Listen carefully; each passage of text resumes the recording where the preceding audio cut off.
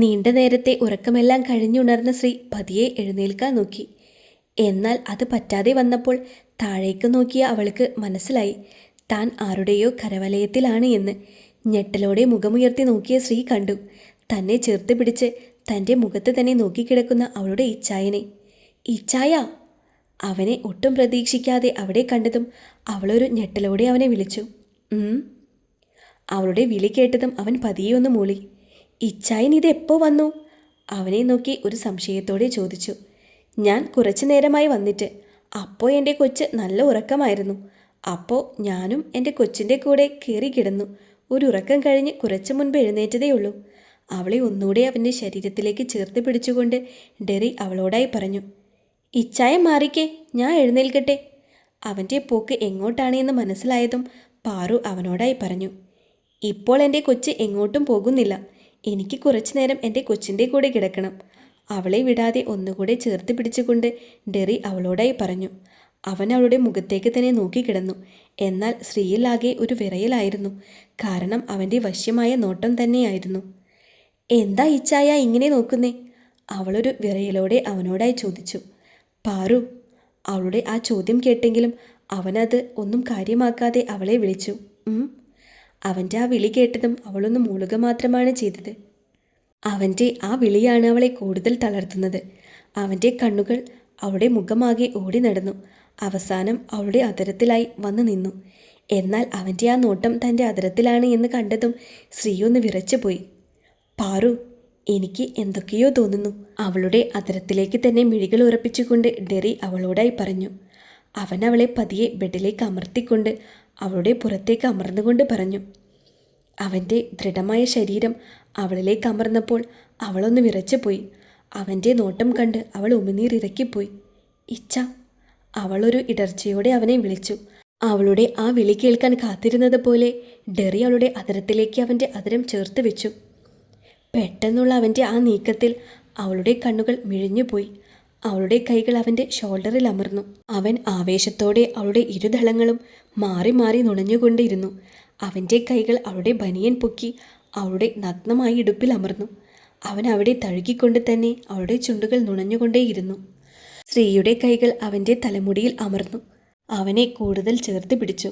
അതവൻ ഒരു ആവേശമായിരുന്നു. ഇടുപ്പിലിരുന്ന അവൻ്റെ കൈ അവിടെ നിന്ന് അവളുടെ അണിവയറിലേക്ക് ഇഴഞ്ഞു. അവിടെ അമർത്തിയും ഞെരിച്ചും അവൻ അവിടെ കുസൃതി കാട്ടിക്കൊണ്ടിരുന്നു. ചുണ്ടുകൾക്കിടയിലെ ചുംബനം പതിയെ നാവുകളിലേക്ക് ചേക്കേറി. തീർത്തും വന്യമായൊരു ചുംബനമായിരുന്നു. ചുംബനലഹരിയിൽ തന്നെ അവൻ്റെ കൈകൾ അവളുടെ ആഴമേറിയ ചുഴികളിലേക്കും അവൻ്റെ വിരലുകൾ കടന്നു. അവൻ്റെ ചൂണ്ടുവിരൽ കൊണ്ട് അതിൻ്റെ ആഴം അളന്നുകൊണ്ടേയിരുന്നു. എന്നാൽ സ്ത്രീ അവൻ്റെ ചുംബനത്തിലും അവൻ്റെ കൈകളുടെ കുസൃതിയിലും അവൾ ആകെ തളർന്നു തുടങ്ങി. ഇനി ഇത് തുടർന്നാൽ ശരിയാവില്ല എന്ന് മനസ്സിലായതും അവൾ അവൻ്റെ പുറത്ത് ഇടിക്കാൻ തുടങ്ങി. അവളുടെ ബുദ്ധിമുട്ട് മനസ്സിലായതും അവൻ ഒന്നും കൂടെ അവളുടെ അധരത്തെ നുണഞ്ഞുകൊണ്ട് അവളുടെ കഴുത്തിലേക്ക് മുഖം പൂഴ്ത്തി കിടന്നു. രണ്ടുപേരും ഒന്ന് ഓക്കെ ആകുന്നത് വരെ അങ്ങനെ തന്നെ കിടന്നു. പാറു! കുറച്ച് നിമിഷങ്ങൾ കഴിഞ്ഞതും അവൻ പതിയെ അവളെ വിളിച്ചു. അവൾ പതിയൊന്ന് മൂളി. അവനൊന്ന് വശ്യമായി ചിരിച്ചുകൊണ്ട് അവളുടെ കഴുത്തിൽ തെളിഞ്ഞു കാണുന്ന ആ നീല ഞരമ്പിൽ പല്ലുകൾ ആഴ്ത്തി. പെട്ടെന്നുള്ള അവൻ്റെ ആ നീക്കത്തിൽ അവളിൽ നിന്നും അർദ്ധനാദമുയർന്നു. അവളൊന്ന് എരിവ് വലിച്ചുകൊണ്ട് അവൻ്റെ പിന്തലയിൽ അമർത്തിപ്പിടിച്ചു. അവൻ കടിച്ചെടുത്ത ഭാഗത്ത് അവനൊന്ന് നുണഞ്ഞെടുത്ത് അവൻ്റെ ചുണ്ടും നാവും അവിടെ അലഞ്ഞു നടന്നു. അവൾ കൂടുതൽ അവനെ ചേർത്ത് പിടിച്ച് ഒന്നുകൂടെ അവിടെ ഒന്ന് അമർത്തി മുത്തിക്കൊണ്ട് അവൻ അവളുടെ മാറിലേക്ക് മുഖം പൂഴ്ത്തി കിടന്നു. സ്ത്രീ ഒരു ചിരിയോടെ അവനെ ചേർത്ത് പിടിച്ചു. പാറു! ഇനി ഞാൻ അധികം വൈകിപ്പിക്കില്ല. എത്രയും പെട്ടെന്ന് ഞാൻ നിന്നെ സ്വന്തമാക്കും. ഇനി എനിക്ക് നിന്നെ പിരിഞ്ഞിരിക്കാൻ വയ്യ. ഉടനെ ഞാൻ നിന്റെ കഴുത്തിലൊരു മിന്നു കെട്ടി കൊണ്ടുപോകും. അവളുടെ മുഖത്തേക്ക് നോക്കി അല്പം ഗൗരവത്തോടെ ഡെറി പറഞ്ഞു. ഇച്ചായ! അവൻ പറയുന്നത് കേട്ടതും അവളൊരു ഇടർച്ചയോടെ അവനെ വിളിച്ചു. എന്താടാ, എൻ്റെ കൊച്ചിന് സമ്മതമല്ലേ? അവളുടെ മുഖത്തെ ആ ഞെട്ടൽ കണ്ടതും അവൻ അവളോടായി ചോദിച്ചു. അവളൊരു ചിരിയോടെ അവൻ്റെ കഴുത്തിൽ കൈയിട്ട് അവനെ തന്നിലേക്ക് അടുപ്പിച്ച് അവൻ്റെ കണ്ണിൽ നോക്കി പറഞ്ഞു. എനിക്ക് സമ്മതമാണ് എൻ്റെ ഇച്ചായൻ്റെ സ്വന്തമാകുന്നതിൽ. അവൾ പറയുന്നത് കേട്ടതും അവനൊരു ചിരിയോടെ അവളുടെ മൂർധാവിലായി ചുംബിച്ചു. വീണ്ടും അവളെ ചേർത്ത് പിടിച്ച് കിടന്നു. അവളും സന്തോഷത്തോടെ അവൻ്റെ നെഞ്ചിൽ ചേർന്ന് കിടന്നു. രണ്ടുപേരും അവരുടെ സന്തോഷമായ നിമിഷങ്ങൾ സ്വപ്നം കാണുകയായിരുന്നു. പിന്നെയും 2-3 ദിവസങ്ങൾ കടന്നുപോയി. പുതിയ പ്രോജക്റ്റ് തട്ടിയെടുക്കാൻ വിവേക് ആകുന്നതൊക്കെ നോക്കിയെങ്കിലും അത് ഒന്നും തന്നെ നടന്നില്ല. അതുമാത്രമല്ല, സ്വാതി ഓഫീസ് മുഴുവൻ അരിച്ചു പെറുക്കിയെങ്കിലും അവൾക്ക് ഒന്നും തന്നെ കണ്ടെത്താൻ കഴിഞ്ഞതുമില്ല. അതുപോലെ തന്നെ ഹോസ്പിറ്റലിൽ സൂര്യ വിശ്വസ്തരായ കുറച്ച് സ്റ്റാഫ്സിനെ വെച്ച് അന്വേഷിച്ചു. പാറുവും ദേവും പറഞ്ഞത് സത്യമാണോ എന്നറിയാൻ വേണ്ടി. അത് സത്യമാണ് എന്ന് മനസ്സിലാകുന്ന രീതിയിലായിരുന്നു അവർ ഓരോന്ന് കണ്ടെത്തിയത്. സ്റ്റോക്ക് വരുന്നതിനനുസരിച്ച് അതെല്ലാം തീരുന്നതും പിന്നെ മെഡിസിൻ എല്ലാം മിസ്സാകുന്നതും അവർക്കറിയാൻ സാധിച്ചു. ഇതൊക്കെ ആര് കൊണ്ടുപോകുന്നു, ആരാണ് കണക്കിൽ ക്രമക്കേട് കാണിക്കുന്നത് എന്നൊക്കെ അവർ വഴി സൂര്യയും ഡെറിയും അറിയുകയും ചെയ്തു. ഇതോടുകൂടി അവിടുത്തെ സെക്യൂരിറ്റി സിസ്റ്റം സ്ട്രോങ് ആക്കി. ഈ ദിവസങ്ങളിലൊന്നും ദേവുവോ സൂര്യയോ പരസ്പരം ഒന്നും തന്നെ സംസാരിക്കാൻ പോയില്ല. അവൻ അതിന് ശ്രമിച്ചെങ്കിലും അത് നടന്നില്ല. ഡെറി ഒരു ബിസിനസ് ടൂറിലാണ്. പോയിട്ടിപ്പോൾ ഏകദേശം 2 ആഴ്ചയായി. 4 ദിവസത്തിനുള്ളിൽ വരുമെന്ന് പറഞ്ഞു പോയവനാണ്. ഇതുവരെ വന്നില്ല. എന്നാൽ ശ്രീ ആകെ ദേഷ്യത്തിലാണ്. അവൻ പോയിട്ട് ആകെ 2 തവണയാണ് വിളിച്ചത്. പിന്നെ വിളിച്ചിട്ടുമില്ല. അതിൻ്റെ എല്ലാ ദേഷ്യവും അവൾക്കുണ്ട്. ഇതിൻ്റെ ഇടയ്ക്ക് രണ്ടിൻ്റെയും കല്യാണം ഉടൻ നടത്താൻ തീരുമാനവുമായി. അധികം ആരുമില്ലാതെ ഏതേലും ഒരു പള്ളിയിൽ വെച്ച് മിന്നുകെട്ട് മതി എന്നാണ് ശ്രീയുടെ തീരുമാനം. അവളുടെ അതേ തീരുമാനമായിരുന്നു ഡെറിക്കും. കെട്ട് കഴിഞ്ഞ് അവരുടെ കീഴിലുള്ള ട്രസ്റ്റിൽ ഫുഡ് കൊടുക്കാൻ തീരുമാനിച്ചു. ഡെറി ദുബായിൽ നിന്ന് വന്നിട്ട് ഏറ്റവും അടുത്ത ദിവസം തന്നെ നടത്താനാണ് തീരുമാനം. ശ്രീക്ക് വയ്യാത്തത് കൊണ്ട് ഇന്ന് ഹോസ്പിറ്റലിൽ പോയില്ല. ദേവുവിന് 2 എമർജൻസി ഉള്ളത് കൊണ്ട് അവൾ ഹോസ്പിറ്റലിൽ പോയി. രാവിലത്തെ ബ്രേക്ക്ഫാസ്റ്റ് എല്ലാം കഴിച്ച് ഹാളിലിരുന്ന് TV കണ്ടുകൊണ്ടിരുന്നപ്പോഴാണ് പുറത്ത് കോളിംഗ് ബെൽ അടിക്കുന്ന ശബ്ദം കേട്ടത്. ഈ സമയത്ത് ഇതാരാ എന്ന സംശയത്തോടെയാണ് വാതിലിൻ്റെ അവിടേക്ക് ചെന്നത്. കീ ഹാളിൽ നോക്കിയപ്പോൾ ആരെയും കണ്ടില്ല.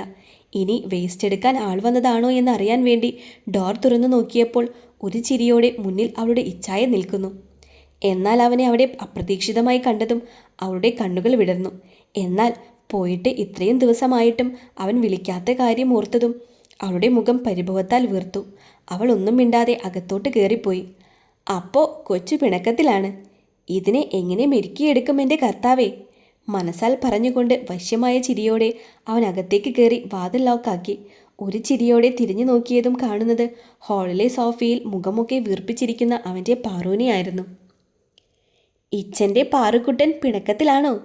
കയ്യിലുള്ള കോട്ട് അവിടെയുള്ള സോഫയിലായി ഇട്ടുകൊണ്ട് ഡെറി അവളുടെ അടുത്തേക്കിരുന്നു കൊണ്ട് അവളോടായി ചോദിച്ചു. എന്നാൽ അവൻ പറയുന്നതൊക്കെ കേട്ടെങ്കിലും അവൾ ഒന്നും മിണ്ടാതെ നേരെ കിച്ചണിലേക്ക് പോയി. ശേഷം ഫ്രിഡ്ജിൽ നിന്നും ദോശമാവെടുത്ത് അവനു വേണ്ടി ദോശ ചുടാൻ പാൻ എടുത്ത് അടുപ്പിലേക്ക് വെച്ചു. കാരണം അവൾക്കറിയാം എയർപോർട്ടിൽ നിന്ന് നേരെ അവൻ ഇങ്ങോട്ടാണ് വന്നതെന്ന്. ശരിക്കും ഫുഡൊന്നും കഴിച്ചിട്ടില്ല എന്ന്. അവളുടെ പുറകെ അടുക്കളയിലേക്ക് വന്ന അവൻ കാണുന്നത് ഇതാണ്. അവനൊരു ചിരിയോടെ അവളുടെ പുറകിലായി വന്നു നിന്നു. അവളെ പിന്നിൽ നിന്ന് പുണർന്നു. അവൾ കുതരാതെ അങ്ങനെ തന്നെ നിന്നു. ഇച്ഛായൻ നിന്നെ മനഃപൂർവ്വം വിളിക്കാഞ്ഞതല്ലടാ. അവിടെ നിന്ന് എങ്ങനെയും ഒന്ന് പോന്നാ മതി എന്ന് മാത്രമേ എനിക്കുണ്ടായിരുന്നുള്ളൂ. അതിൻ്റെ ഇടയ്ക്ക് എൻ്റെ കൊച്ചിൻ്റെ സൗണ്ട് കേട്ടാൽ പിന്നെ അവിടെ നിൽക്കാൻ എനിക്ക് തോന്നില്ല. അതുകൊണ്ട് എൻ്റെ കൊച്ചൊന്ന് ക്ഷമിക്ക്. നിന്നെ കാണാനല്ലേ ഫ്ലൈറ്റ് ഇറങ്ങിയപ്പോൾ തന്നെ ഞാൻ ഇങ്ങോട്ട് പോന്നത്. എന്നെ ഒന്ന് നോക്കടാ പൊന്നെ. അവളോട് അങ്ങനെ തന്നെ ചേർത്ത് നിന്നുകൊണ്ട് ഡെറി അവളോടായി പറഞ്ഞു.